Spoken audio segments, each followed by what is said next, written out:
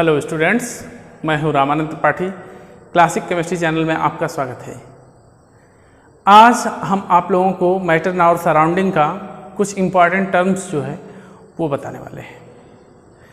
इससे पहले कि हम लेसन को स्टार्ट करें, आप हमारे चैनल को सब्सक्राइब करिए और ज़्यादा से ज़्यादा लोगों तक शेयर करिए, बेल आइकन को दबाइए, जिससे कि हमारी जो भी लेटेस्ट वीडियो हैं वो आपको तुरंत ही मिल जाए।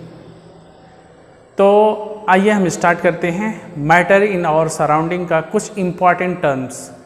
सम इम्पॉर्टेंट टर्म्स में आज पहला टर्म है डिफ्यूज़न। डिफ्यूज़न क्या होता है कि जब हमारा कोई भी गैस सब्सटेंस होता है या लिक्विड में, जैसे कलर है लिक्विड में डाल देते हैं तो वो कलर पार्टिकल उसमें घुल जाता है। घुलने के बाद वो क्या होता है, उसमें पूरा का पूरा मिक्स हो जाता है। ठीक है, intermixing of two different matters is called diffusion.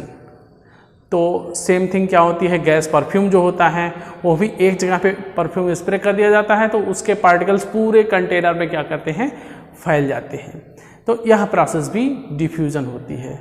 Diffusion जो होता है लिक्विड और गैस में ही होता है। गैस में ज़्यादा होता है, लिक्विड में उससे कम होता है, और सॉलिड में डिफ्यूजन जो होता है बहुत ही कम होता है। तो so diffusion can be defined as the process where particles move from high concentration to low concentration is called diffusion. तो इसको दूसरे टर्म में भी हम डिफाइन कर सकते हैं, intermixing of particles of two different matters is called diffusion. यह रेट ऑफ डिफ्यूजन जो होता है, डिफ्यूजन की दर जो होती है वह हमारे गैस में सबसे ज़्यादा होती है। गैस के पार्टिकल्स की काइनेटिक एनर्जी ज़्यादा होती है, इसलिए उसमें डिफ्यूजन ज़्यादा होता है। लिक्विड में डिफ्यूजन कम होता है, और डिफ्यूजन टेम्परेचर बढ़ाने पर रेट ऑफ डिफ्यूजन भी बढ़ता है। तो जैसे जैसे हम टेम्परेचर बढ़ाएंगे रेट ऑफ डिफ्यूजन भी हमारा बढ़ेगा। इसका सीधा मतलब यह होता है कि जो काइनेटिक एनर्जी पार्टिकल्स की है, जब टेम्परेचर बढ़ाते हैं तो काइनेटिक एनर्जी इंक्रीज करती है, और जब काइनेटिक एनर्जी जिसकी ज़्यादा होगी उसमें रेट ऑफ डिफ्यूजन ज़्यादा होगा। ठीक है, तो गैस पार्टिकल्स जो होते हैं उनकी काइनेटिक एनर्जी ज़्यादा होती है, उसमें रेट ऑफ डिफ्यूजन भी ज़्यादा होता है। सेकेंड टर्म है how gas exert pressure. Gas कैसे प्रेशर एक्सर्ट करता है। तो गैस के जो पार्टिकल्स होते हैं they are in random motion. Gas का जो भी मॉलिक्यूल होगा, जैसे जिस कंटेनर में हमने रखा है गैस को, मान लीजिए एक आप ट्यूब है या एक ब्लॉक है किसमें, या किसी रूम को ही मान लीजिए, तो उस रूम में गैस जो भी भरी हुई है उसमें गैस के पार्टिकल्स हमेशा रैंडम मोशन कर रहे हैं, इधर से उधर जिग जैग मोशन वो हमेशा करते रहते हैं। इस मोशन में क्या करते हैं gas particles, they hit with one another, वो एक दूसरे से क्या करते हैं, टकराते हैं। ठीक, वे एक दूसरे से टकराते भी हैं, और इसके साथ ही साथ वे क्या करते हैं, जब वॉल के पास जाते हैं तो वॉल पर भी टकराते हैं। ठीक है, तो गैस पार्टिकल्स क्या करते हैं, पहले तो एक दूसरे से टकराते हुए जिग जैग मोशन करते रहते हैं इधर उधर।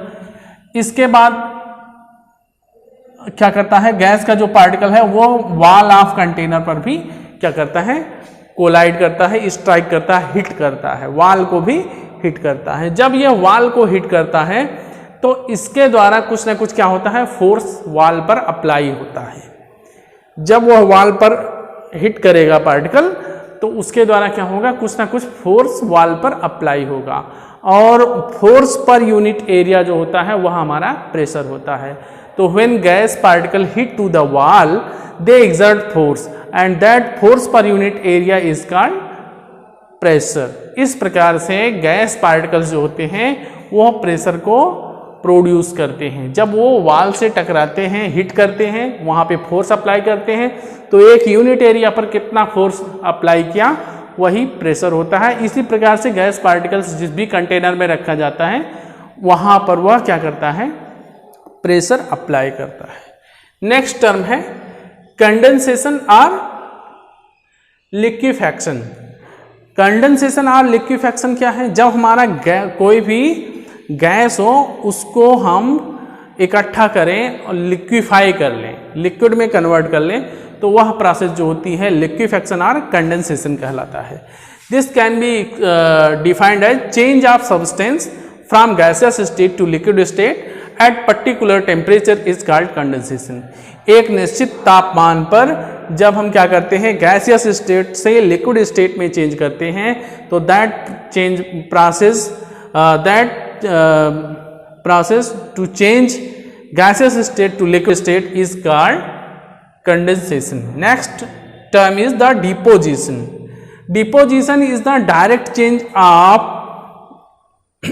gaseous state to solid state is called deposition. तो direct change of substance from gas to solid state is called deposition. Next term is solidification. Solidification में liquid से सॉलिड में कन्वर्ट होने को सॉलिडिफिकेशन बोलते हैं। Change of substance from liquid to solid at particular temperature is called solidification. Next term is the rigidity, property of matter by which it do not bend and maintain its shape is called rigidity. तो हर एक matter की property होती है, जैसे solid जो होते हैं उनकी यह विशेष प्रॉपर्टी होती है कि वह अपने शेप को मेंटेन रखता है, जैसे उसके पार्टिकल्स जहाँ जहाँ पे हैं वो वहीं पे फिक्स पोजीशन पे रहते हैं, वो अपनी पोजीशन जल्दी चेंज नहीं करते हैं। तो यह जो प्रॉपर्टी होती है दैट इज़ द रिजिडिटी होती है, और यह रिजिडिटी सॉलिड में सबसे ज़्यादा होगी, लिक्विड में नहीं होती है, गैस में भी नहीं होती है। रिजिडिटी उसी हमारे मैटर में ज़्यादा होगी जिसके पार्टिकल्स के बीच में फोर्स ऑफ अट्रैक्शन जो होगा ज़्यादा होगा। तो higher the force of attraction higher will be rigidity. ठीक, नेक्स्ट टर्म है हमारा कंप्रेसिबिलिटी। अगला आपको टर्म बताते हैं compressibility. It is relative volume change of fluid or gas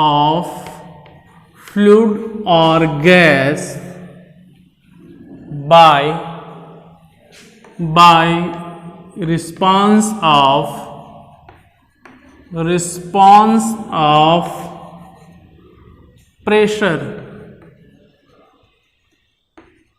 pressure apply करके किसी भी गैस या फ्लूइड का हम क्या करें, उसके वॉल्यूम को अगर हम चेंज कर देते हैं by applying pressure, the process is called the quality which is measured is called compressibility. तो हम देखते हैं कि गैस को अगर हम प्रेशर अप्लाई करते हैं, if we apply pressure over gases, तो गैस हमारी क्या होती है, उसका वॉल्यूम बहुत ज़्यादा ही डिक्रीज होता है। लिक्विड का उसका वॉल्यूम बहुत कम डिक्रीज होता है, ठीक है, या बहुत मिनिमम चेंज होता है। सॉलिड में भी बिल्कुल चेंज नहीं होता है। तो इस प्रकार से हम देखते हैं कि हमारी जो गैस है उसमें कंप्रेसिबिलिटी ज़्यादा होती है, लिक्विड में बहुत ही मिनिमम होता है, ठीक है, सॉलिड में निल होता है। ठीक, तो इस प्रकार से हम कंप्रेसिबिलिटी के बेस पर भी तीन मैटर को डिफ्रेंशिएट कर सकते हैं। ठीक, अगली प्रॉपर्टी है fluidity.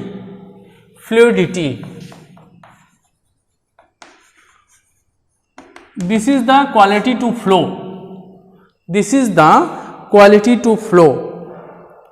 Quality of flow. So we can define it that quality of flow of matter. Quality of flow of matter is called fluidity. Okay, और यह फ्लूइडिटी जो है इसके द्वारा क्या होता है, मैटर डिस्टॉर्ट करता है अपने शेप को and change the shape, take the shape of container. तो फ्लूइडिटी जो है ये, इससे हमारा क्या होगा, इससे हमारा ये फ्लो होने की क्वालिटी है, जिससे कि हमारा मैटर फ्लो करता है टू, और क्या करेगा, to distort shape,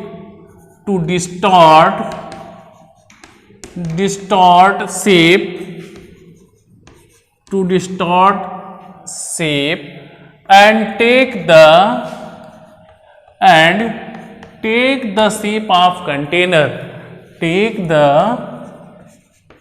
shape of container,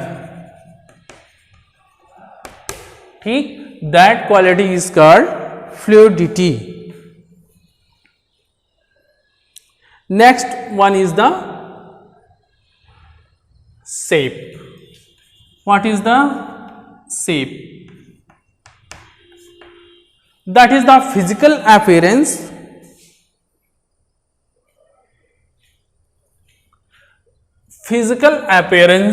of a matter.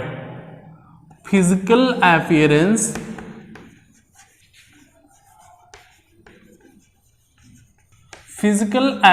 of matter is basically known as shape.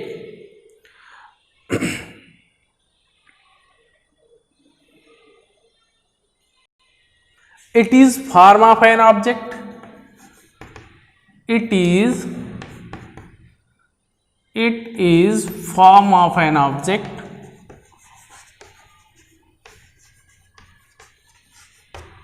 or external boundary or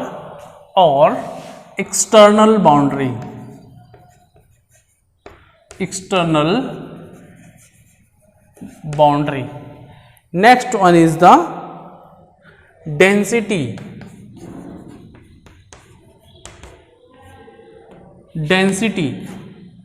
Density measures mass per unit volume.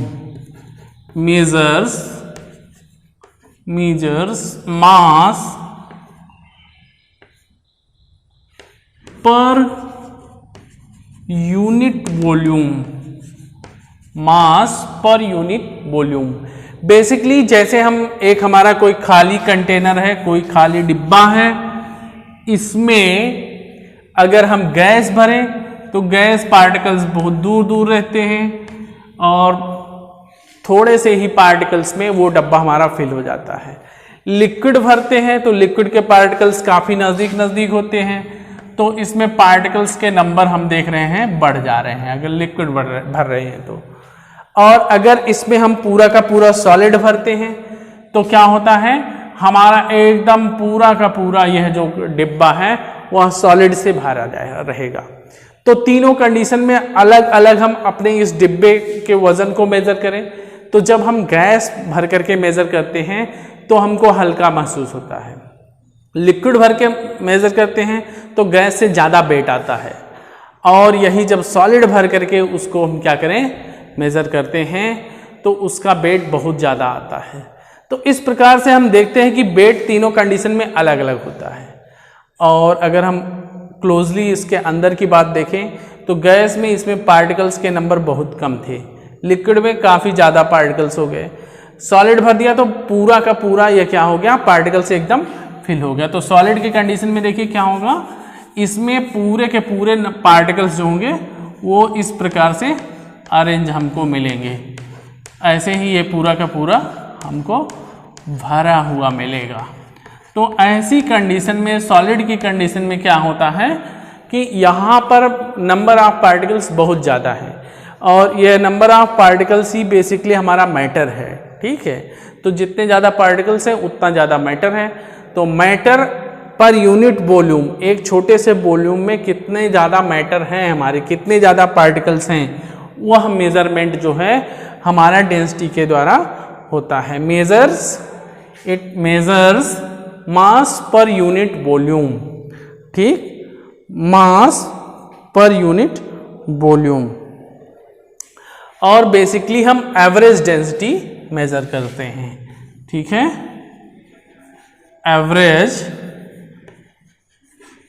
Density क्या होती है, total mass upon total volume, total mass upon total volume, यह basically हमारी average density होती है। Now we will start in text questions. तो हमारे जो इन टेक्स्ट क्वेश्चंस हैं हम उसको एक एक करके देखते हैं। हम वो इन टेक्स्ट क्वेश्चन जो होगा अब आपका करेंगे, ठीक है। तो इसमें आपके एनसीईआरटी की बुक्स में पेज नंबर 3 पर है इन टेक्स्ट क्वेश्चंस। तो now we will start in text questions.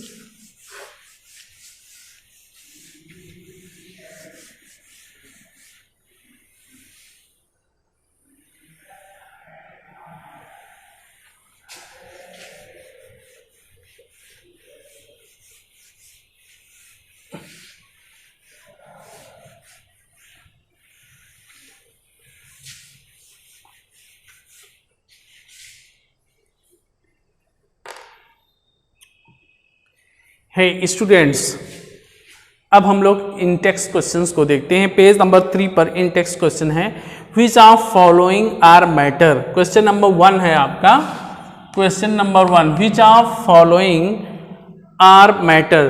तो इसमें आपका मैटर जो है वो मैं बता देता हूं, आप देख लीजिए। मैटर है इसमें चेयर है, चेयर है, एयर है, चेयर है, एयर है और एलमंड, एलमंड और आपका कोल्ड ड्रिंक, कोल्ड ड्रिंक भी आपका क्या है, मैटर है। कोल्ड ड्रिंक यह आपके मैटर है, ठीक है। अगला क्वेश्चन है, अगला क्वेश्चन है, give reason of the following, give reason of the following observations. The smell of hot sizzling food reaches you several meters away, but to get the smell from cold food you have to go close।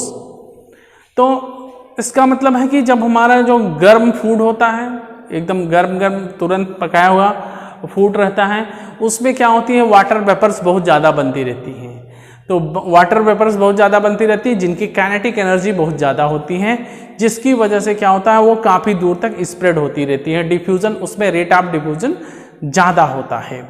और हमारा जो कोई ठंडा food है, काफ़ी देर से पकाया हुआ है, रखा हुआ है, तो उसमें वाटर वेपर्स जो होती हैं कम बनती रहती हैं, जिससे वो ज़्यादा निकल नहीं पाती हैं और उनकी काइनेटिक एनर्जी भी कम होती है, ठीक है। तो due to the low kinetic energy they are do not spreading more as compared to the hard cooked food, ठीक है। hard cooked food में water vapors are forming in large numbers and their kinetic energy is high, so they diffuse more vigorously as compared to the cold food, okay। so this is the difference, basic difference between this question, okay। next question is, a diver is able to cut through water in a swimming pool. Which property of matter does this observation show? तो in this observation basically क्या होता है हमारा,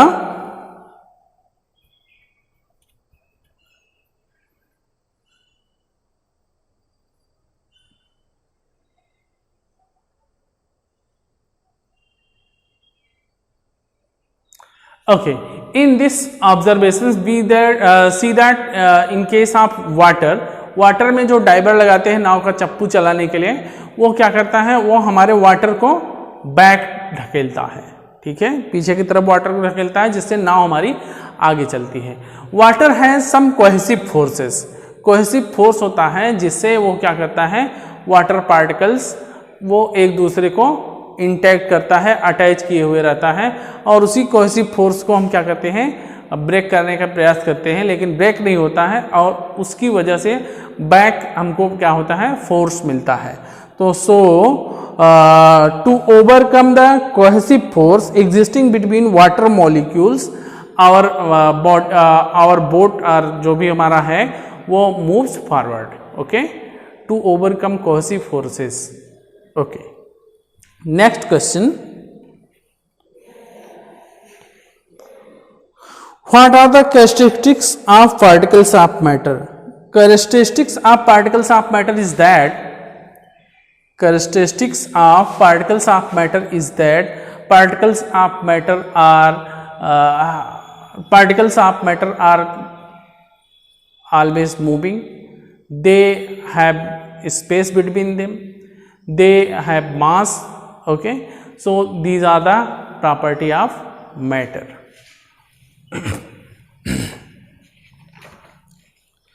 अगला आपका जो Intex question है वो पेज नंबर 6 पर है।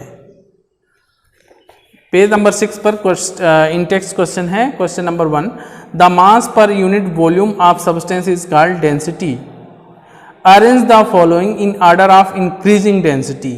तो यह जो क्वेश्चन है पेज नंबर 6 पर, पेज नंबर 6 पर जो आपका क्वेश्चन है, question number 1 page number 6, increasing density. तो सबसे हल्का आपका कॉटन है, फिर एयर एग्जॉस्ट, फिर वाटर, फिर हैनी, चाक एंड आयरन। नेक्स्ट क्वेश्चन है, tablet the difference in the characteristics of states of matter. तो स्टेट्स ऑफ मैटर की आपको कैरेक्टरिस्टिक्स लिखवाया है वीडियो में, देखिए, उससे आप बनाइए। Comment upon the following, rigidity, compressibility, fluidity, filling a gas container, shape, kinetic energy and density. तो आपको इसमें से रिजिडिटी, कंप्रेसिबिलिटी, फ्लूइडिटी यह टर्म बताए हैं। Filling a gas container, filling a gas container आप देख लीजिए, फिलिंग अ गैस कंटेनर, तो बेसिकली कोई भी कंटेनर अगर हमारा है उसमें जब हम गैस पार्टिकल्स डालते हैं, गैस डालते हैं, तो मान लो गैस के कुछ पार्टिकल्स उसमें इंटर कर जाते हैं। यह पार्टिकल रैंडम मोशन में होते हैं, रैंडम मोशन में होते हुए क्या करते हैं, जिग जैग मोशन करते रहते हैं, ठीक है, इधर उधर कहीं पर भी ये मोशन करते हुए पूरे कंटेनर में फैल जाते हैं। तो इसीलिए क्या करते हैं, ये पूरे कंटेनर को फिल कर देते हैं। Due to their random motion and kinetic energy, gas particles fills the container, totally fill the container. Next one is the kinetic energy. What is the kinetic energy? तो कोई भी हमारा जो पार्टिकल्स होता है, मूविंग पार्टिकल्स हैव एनर्जी। कोई भी particle जो भी मूव कर रहा होता है वह कुछ ना कुछ वर्क करने की कैपेसिटी रखता है, ठीक है। Moving particles have capacity to do work, that capacity to do work is called energy. और अगर मूव करता हुआ पार्टिकल कोई एनर्जी कर सकता है, वर्क परफॉर्म कर सकता है, तो उसमें जो एनर्जी होगी वह काइनेटिक एनर्जी होती है। जैसे बहुत तेज हवा चल रही है तो हवा मूव कर रही है, उसके रास्ते में बहुत सारे पेड़ पौधे पड़ते हैं, आंधी आती है तो गिर जाते हैं। अगर हल्की हवा चल रही है तो कोई भी पत्ता है, पेड़ का पत्ता है, वह उस हवा से क्या करता है, उड़ने लगता है। तो उसको उड़ाने का जो वर्क है वो एयर के द्वारा हो रहा है। अगर एयर ना मूव करे तो वह पत्ता नहीं उड़ेगा, ठीक है। तो इस प्रकार से हम देखते हैं कि मूविंग पार्टिकल्स में जो वर्क परफॉर्म करने की कैपेसिटी है दैट इज कॉल्ड एनर्जी। और अगर मूविंग पार्टिकल है तो उसमें जो एनर्जी होगी वह काइनेटिक एनर्जी होगी। किसी भी ऑब्जेक्ट में उसकी गति के द्वारा जो कार्य करने की एनर्जी होती है that is called kinetic energy, ठीक है। तो we can define kinetic energy is that energy, kinetic energy को हम डिफाइन कर सकते हैं, kinetic energy, energy associated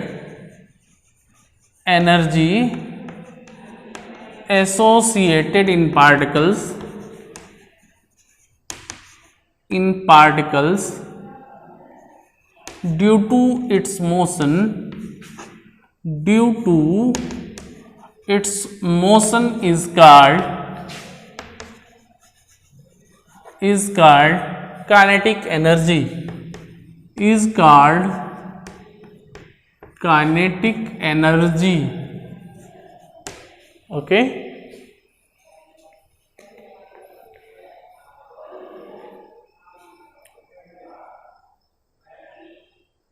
okay, give reason. A gas fills completely the vessel in which it kept.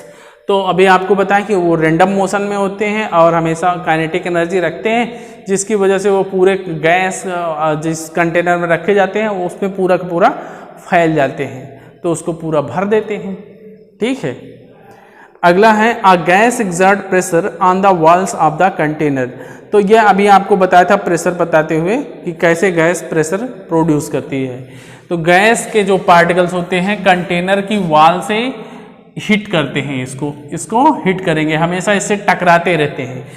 तो टकराने की वजह से इस वॉल पर इसी वाल पर नहीं, हर प्रत्येक वाल पे वो हमेशा स्ट्राइक करते रहते हैं, हिट करते रहते हैं। तो जहाँ पर स्ट्राइक करेंगे वहाँ पर कुछ फोर्स अप्लाई करेंगे और वही फोर्स पर यूनिट एरिया हमारा प्रेशर होता है। तो हर एक वाल को वो हिट करते रहते हैं, हमेशा कोई ना कोई पार्टिकल हमेशा हिट करता रहता है। तो एक यूनिट एरिया पर कितना फोर्स अप्लाई किया उन्होंने, वो हमारा क्या होता है, प्रेशर होता है। तो इसी प्रकार से गैस जो है वह प्रेशर प्रोड्यूस करती है। A wooden table should be called a solid। तो सॉलिड हमारा जो होता है उसके पार्टिकल्स जो होते हैं वो ट्रांसलेशनल मोशन नहीं करते हैं, अपनी जगह पे स्थिर रहते हैं और उनका फिक्स शेप होता है। तो यह सब प्रॉपर्टी हमारे टेबल में है, इसलिए वो हमारा क्या है, सॉलिड मैटर है।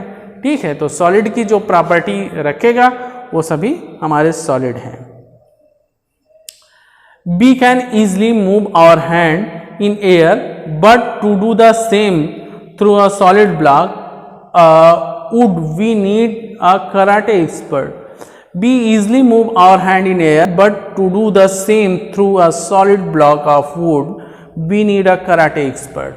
तो हम अपना हाथ जो है हवा में आसानी से मूव करते हैं, लेकिन अगर एक सॉलिड पार्टिकल्स के थ्रू मूव कराना है, उस पर हिट करना है, तो हमको एक कराटे एक्सपर्ट की जानकारी ले लेना चाहिए।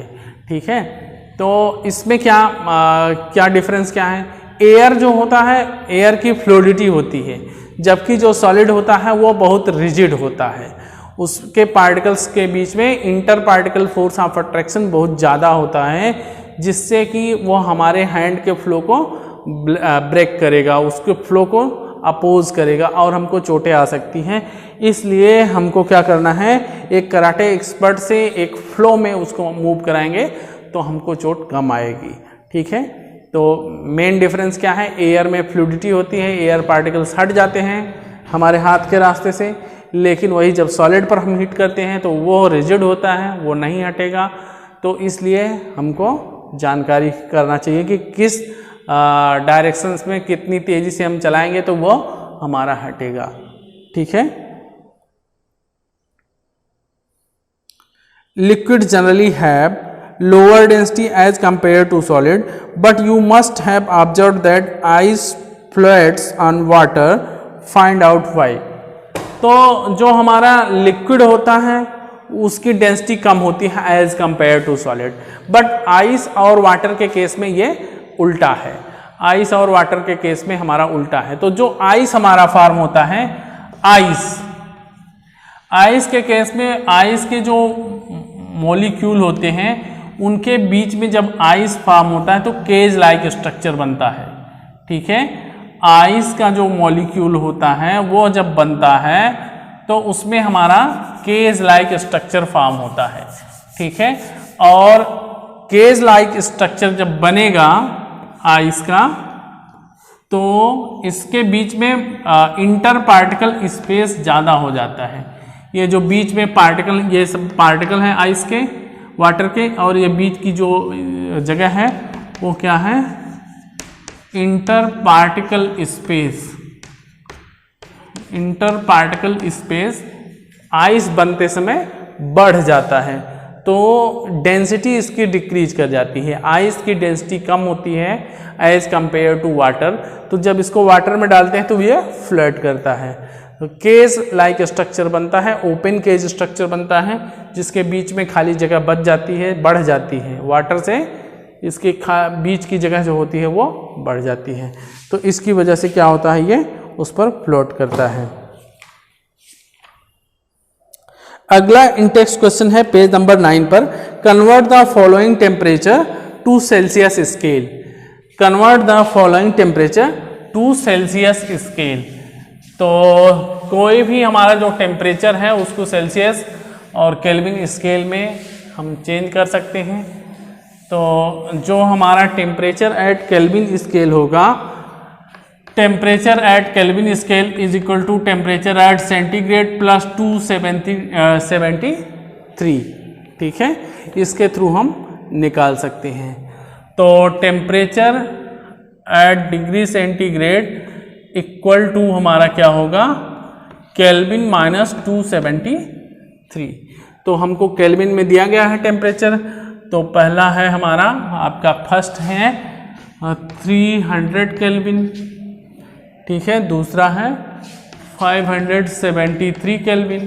तो इसको डिग्री सेंटीग्रेड में टेम्परेचर निकालने के लिए क्या करेंगे, केल्विन 300 माइनस 273 कर देंगे, और इसका करने के लिए डिग्री सेंटीग्रेड में टेम्परेचर हमारा आएगा 573 माइनस 273, तो कितना आएगा, ये आएगा 300 डिग्री सेंटीग्रेड, ठीक है, और यह आपका आ जाएगा 27 डिग्री सेंटीग्रेड, ठीक है। What is the physical state of water at, तो क्वेश्चन नंबर 2 है पेज नंबर 9 पर। What is the physical state of water at, तो ए वाली जो कंडीशन है 250 डिग्री सेंटीग्रेड पर, ये हमारा क्या होगा, ये हमारा होगा वेपर में, ठीक है, वेपर में होगा। और बी वाली जो कंडीशन है उसमें हमारा क्या होगा, वाटर में होगा, और कुछ अमाउंट क्या होगा, वेपर में होगा। वाटर वेपर की ट्रांजिशन स्टेट होगी, तो वाटर में ही बेसिकली मानिए, क्योंकि 100 से जब ऊपर जाएगा तो हमारा फॉर एनी, ये वाटर लिक्विड में होगा, ठीक है, लिक्विड में पूछ रहे हैं, लिक्विड। और ये वेपर कौन सी है, ये गैसियस स्टेट है, गैस, ठीक है। For any substance why does the temperature remains constant during the change of state, तो कोई भी सब्सटेंस जो होता है, कोई भी सब्सटेंस जब वो ट्रांजिशन स्टेट में होता है, एक स्टेट से दूसरे स्टेट में जाने के कंडीशन में होता है, तो जो पार्टिकल के बीच में कोहेसिव फोर्स होता है, फोर्स ऑफ अट्रैक्शन होता है, वह अपोज करने के लिए ही हमारा क्या होता है, जो एनर्जी हम देते हैं वो उसको अपोज करने में चली जाती है, ठीक है। तो फोर्स ऑफ अट्रैक्शन को मेंटेन करने के लिए, जैसे अगर हम किसी वाटर को गर्म कर रहे हैं तो वाटर वेपर में वो कन्वर्ट हो रहा है, तो ऐसे में 100 डिग्री सेंटीग्रेड से उसका टेम्परेचर नहीं बढ़ता है। तो बेसिकली जो फोर्स ऑफ अट्रैक्शन है, particle inter particle attraction force, उसको ओवरकम करने में हमारी एनर्जी वेस्ट होती है, इसलिए टेम्परेचर नहीं बढ़ता है। वही वाटर को अगर हम ठंडा कर रहे हैं आइस में, तो आइस में ठंडा करते हुए भी हम जो एनर्जी उससे निकालते हैं वह उनके बीच में फोर्स ऑफ अट्रैक्शन को मेंटेन करने में यूज हो जाती है, और इसलिए टेम्परेचर हमारा नहीं चेंज होता है। नेक्स्ट क्वेश्चन है, suggest a method to liquefy atmospheric gas. Atmospheric gas को लिक्विफाई करने के लिए आप कोई चेंज जो है मेथड सजेस्ट करिए। तो एटमॉस्फेरिक गैस को लिक्विफाई करने के लिए हाई प्रेशर लगाना पड़ेगा, हाई प्रेशर, ठीक है, और टेम्परेचर को लो करना पड़ेगा, हाई प्रेशर लो टेम्परेचर, ठीक है। तो किसी भी एटमॉस्फेरिक गैस को लिक्विफाई करने के लिए टेम्परेचर बहुत लो करेंगे, प्रेशर को खूब ज़्यादा करेंगे, तो वह क्या होगा, आसानी से लिक्विफाई होगा। ये सारे इंटेक्स्ट क्वेश्चंस आपके हो गए हैं, उम्मीद करते हैं आपको समझ में आए होंगे। कमेंट करके हमको बताइएगा कैसे लगा वीडियो, और आप हमें फ़ोन भी कर सकते हैं, तो जो भी प्रॉब्लम होगी उसको बताइएगा, और अपने नोट्स अच्छे से कंप्लीट करते रहें। वीडियो देख करके नोट्स को कंप्लीट करें, जहां समस्या हो वहां पे इन्फॉर्म करें, फ़ोन नंबर हमारे फ़ोन पर फ़ोन करें। थैंक यू सो मच, और हमारे चैनल को सब्सक्राइब करिए।